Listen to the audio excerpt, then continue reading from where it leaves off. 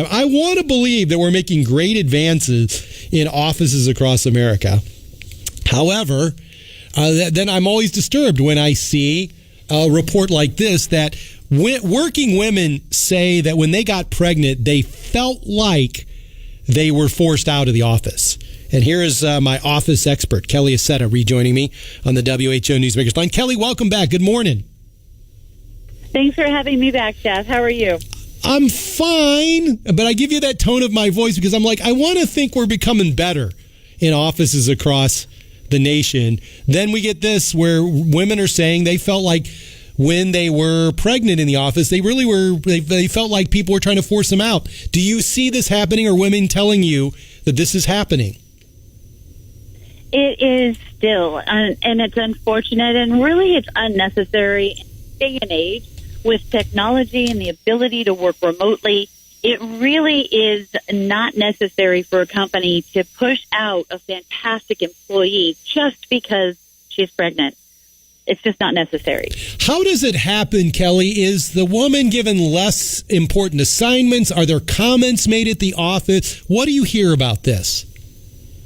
Well, all of a sudden they're not included in important meetings, or all of a sudden they're given remedial tasks that were not in their job description, or people start really making them feel like they're invisible. And again, it's a fear that once this woman has her baby, that she's never going to be there again. And that's just not the case with most women, especially women that are single mothers.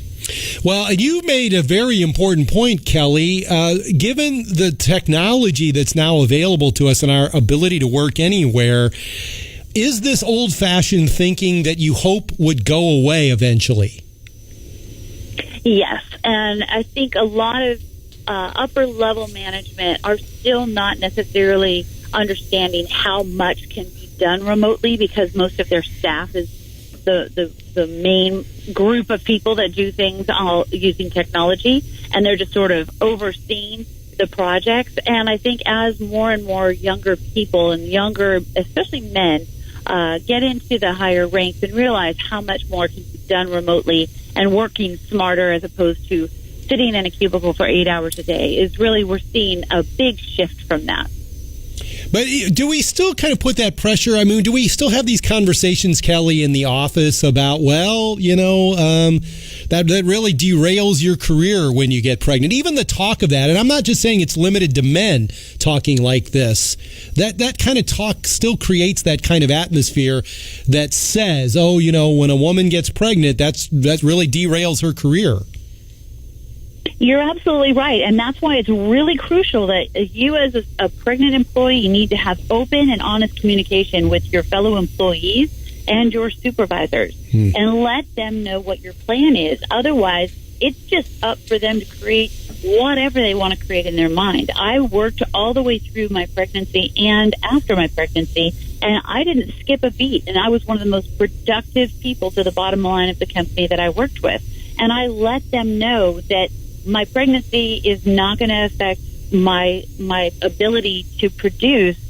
But also in the same regard, if you are a female and you plan on having a child and not skipping a beat, maybe taking a few weeks off or 6 weeks off, but you plan on getting back to work very, very quickly, let your boss know that. But also make sure you have an amazing support system in place, and have a lot of flexibility that your boss will enable you to have. She's a nationally recognized speaker on issues affecting women, Kelly Accetta. Kelly, thanks for joining me on News Radio 1040 WHO.